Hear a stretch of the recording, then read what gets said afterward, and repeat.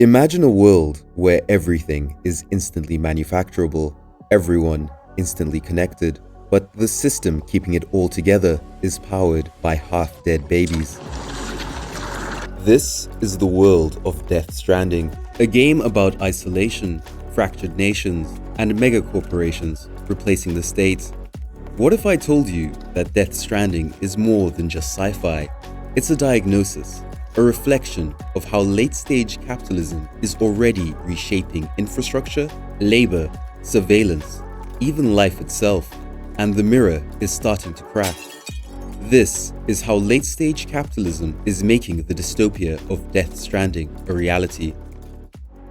Welcome to Outer Signal. We make weekly mini-documentaries on geopolitical trends and global news. In today's episode of Are We Cooked, we'll be looking at the dangers of corporations replacing the state, gamification of labor, universal surveillance, and endless commodification. Broadcast commencing in Death Stranding, America as we know it has vanished. Destroyed by a cataclysm of its own making, humanity survives, barely. What's left is a landscape of ruins and isolated settlements. And into the void steps not a new government, but a corporation. APAC, the new de facto government, manages the chiral network, this all-powerful, quasi-magical internet substitute. A private entity becomes the only source of order. It's an extreme but disturbingly logical extrapolation of what's already happening in the real world. Late-stage capitalism.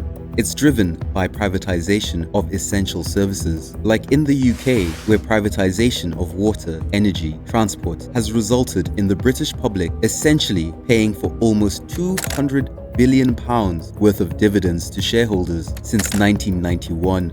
In the US, Amazon's parallel infrastructure for web services and logistics are gradually becoming the norm. A failure in its system brings down half the internet. And reports suggest that Amazon plans to replace up to 500,000 workers with robots. Bezos's alleged plan is literally the same as the villain in a Kojima game.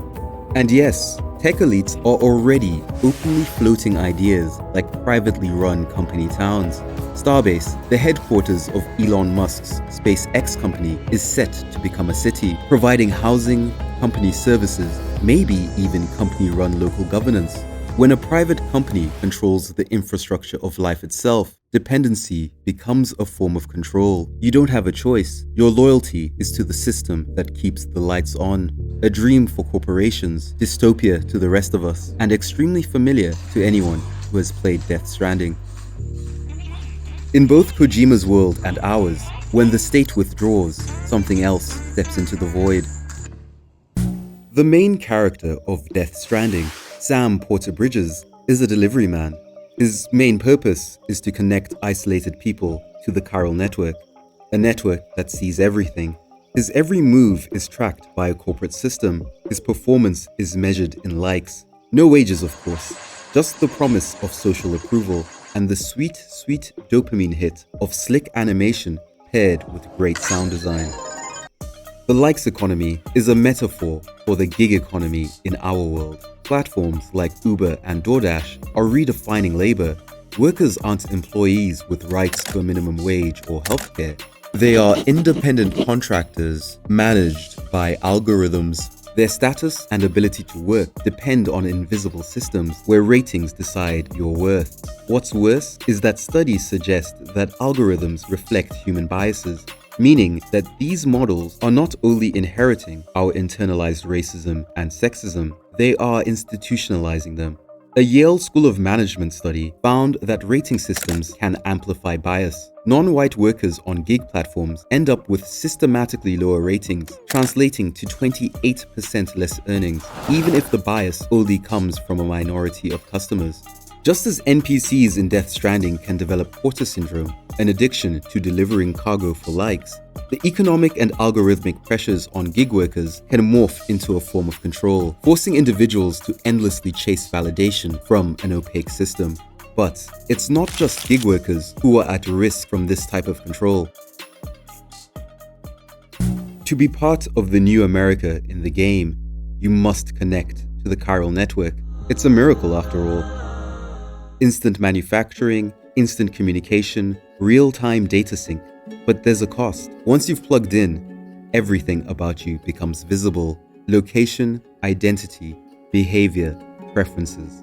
Service comes at the price of total surveillance. Even Kojima poses the question, should we have connected? That's not far from what companies demand today. To enjoy free apps, cloud services, or smart devices, we trade our data, and that data is the new oil. We live in a world powered by surveillance capitalism. Every click is collected, commodified, and sold, often without genuine understanding or consent. So, just opt out, right? Enter the problem of the necessity of convenience. Social media started as a convenience. Today, social media can play a role in everything, from friendships to romance to employment. Even governments now use it to make official announcements. What was once convenience is now becoming necessity. It's a recurring pattern in human history. This is the new model of society. Surveillance is no longer an imposition, it's a condition of service. But that's far from the scariest concept in the game. In a world of total surveillance, roaming ghosts, and extinction-level threats, the scariest thing of all is a baby. Bridge babies, or BBs for short, are the heart of Death Stranding's horror. BBs are fetuses, taken from brain-dead mothers to be used as tools. Their status as neither fully alive nor quite dead gives them access to the beach, the realm of death which powers the chiral network. Ultimately, the entire network is built on a foundation of BBs. Their special connection to death also allows them to sense ghosts. Of course, this means that BBs are stuffed in pods and carried around by porters to avoid invisible threats as they make their deliveries. Once the BBs are no longer useful, they're discarded. The BB is the perfect symbol for the logic of late-stage capitalism, the exploitation of life at its most vulnerable, where the bond between a mother and a child is transformed into a resource for a corporate machine.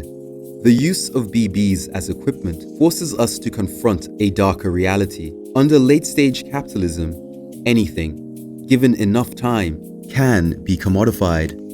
And it doesn't stop with labor or our bodies. Once everything becomes a product, nothing is sacred. Death Stranding doesn't warn us of the future, it diagnoses our present. Privatized infrastructure, it's already here and normalized. Algorithmic labor and like economies, that's now. Opt-in surveillance systems, here today and pervasive. But it doesn't have to go this way. We can't dismantle late-stage capitalism overnight, but we can recognize its shape and refuse to sleepwalk into the world it's creating. The world of the game is a lonely and terrifying place, but the monsters are not the most frightening part. The most frightening part is the reflection it shows us of our own world, a reflection of the callous indifference that emerges when growth is placed before humanity and the world is engineered to deliver profit at any human cost. But what do you think? Is late-stage capitalism making Death Stranding a reality? If you enjoyed this video, leave a like and subscribe for more videos on power, collapse, war, and the systems behind them. Oh, you're still here. Here's some channel lore as thanks for watching to the end. In case you hadn't guessed it, I love Kojima. The Metal Gear Solid series is probably my favorite video game series of all time, and is likely responsible for my love of geopolitics. It sent me down a rabbit hole I never truly emerged from. I've barely scratched the surface. There's so much more to say about this game. Let me know if I should do a follow-up video on Death Stranding and AI.